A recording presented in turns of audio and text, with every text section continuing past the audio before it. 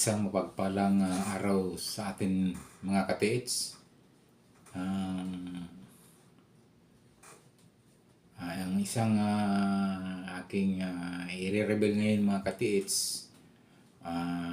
mayroong isang grupo, isang treasure hunter sa Davao de Oro ang nakahits ng dalawang gold bars mga ka-TH. Itong gold bar mga ka-TH ay may tatak siyang Burma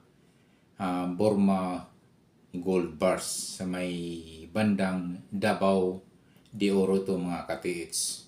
So, mga ka-TH, bago ko umpisahan ang revelasyon sa mga nakahits sa Davao de Oro.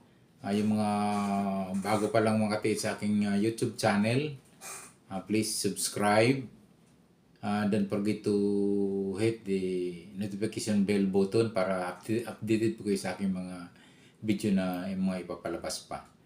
Okay mga ka-TH, tuloy po tayo dun sa mga grupo na nakahits sa Davao de Oro ng Burma Gold Bar. Ito'y dalawang pirasong gold bar ng mga ka-TH na siguro nagtitimbang ito ng 2.5 to 3 kilos mga ka-TH. Mamaya para rinig ko mga ka-TH yung conversation kung paano nila tagpuan, paano nila na-hits. Ito yung mga ka-TH ay gamit lamang ng made in Philippines na scanner locator. Gawa ng isang Pilipino. So, alam mo mga ka-TH, maganda itong balita kasi yung mga gamit treasure hunting equipments ay pwede na pala nating makisabayan sa ibang bansa ng mga gamit sa pagti-treasure hunting. So, may mga proven na mga ka-TH kasi itong gumagawa ngayon ng man-made made in Philippines na taga somewhere in Mindanao ay proven kasi yung mga ginawa niya mga ka-TH, walong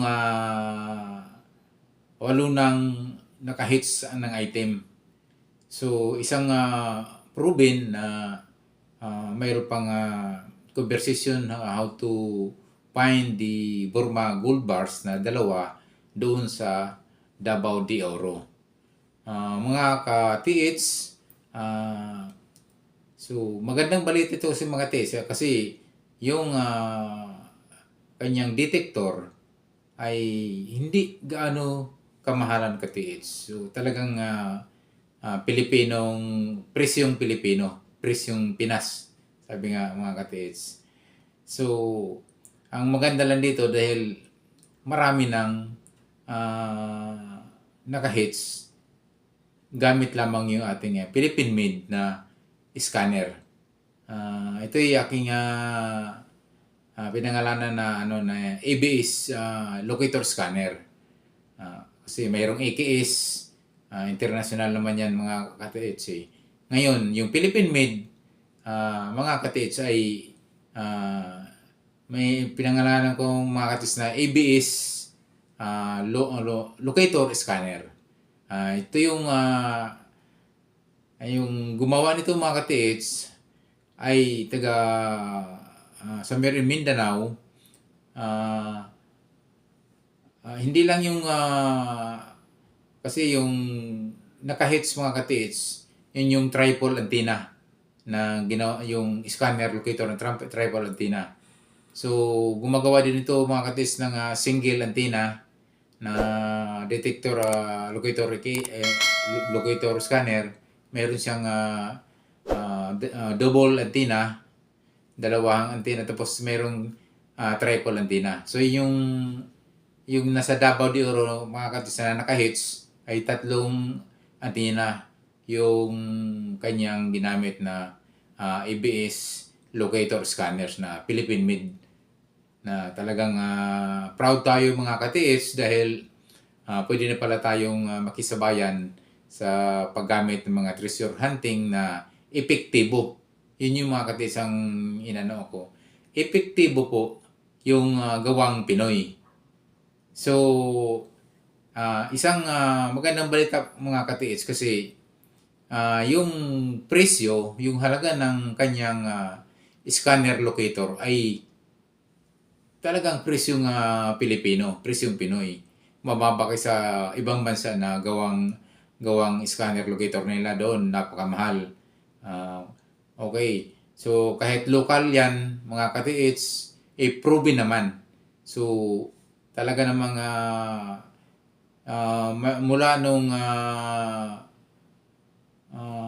ilang units na yung kanyang nagawa, 8 na mga katiits. 8 na yung naka-hits sa kanyang triple antenna na ABS scanner locator.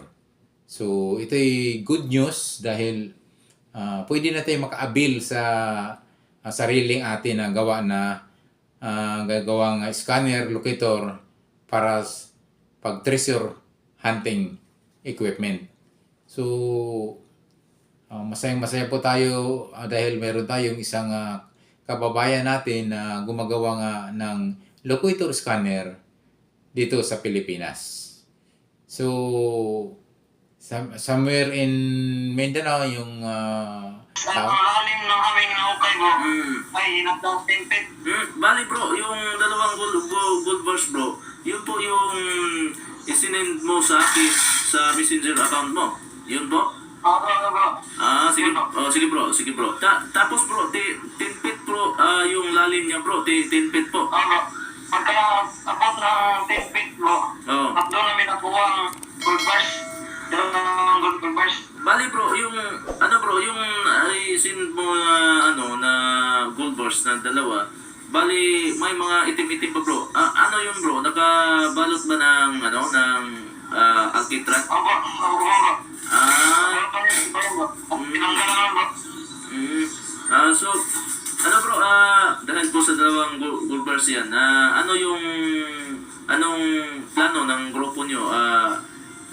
Wala ba kayong locator. At hindi lamang mga katiis kasi mayroon din siya ginawang Japanese wand. Yung mga aura meter. Yan, mga katiis. So, bali, naka-apat na rin siyang from locator, scanner. Mayroon siyang Japanese wand. Mayroon siyang aura meter. So, itong taon to mga katiis dahil yung talent niya, yun yung nakaka-proud, nakaka-amaze yung taon ito dahil yung talent niya sa paggawa ng gold detector, gold scanner, gold locator ay sinishare niya sa ating mga kababayan. So, proud na proud po tayo na mayroon tayong isang gumagawa ngayon ng treasure hunting equipment na proven at epektibo dahil mayroon ng 8 sa pagkakaalam ko ay mayroon ng 8 naka-hits na iba't ibang item gamit lamang yung kanyang scanner locator. So nakaka-amaze tong taon ito at hindi siya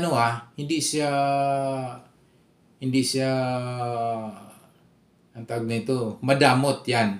Hindi siya madamot. Sinishare niya yung kanyang kaalaman. How to make the scanner locator, paano gawin, magkano ang halaga. At tinuturo niya pre-tutorial sa YouTube.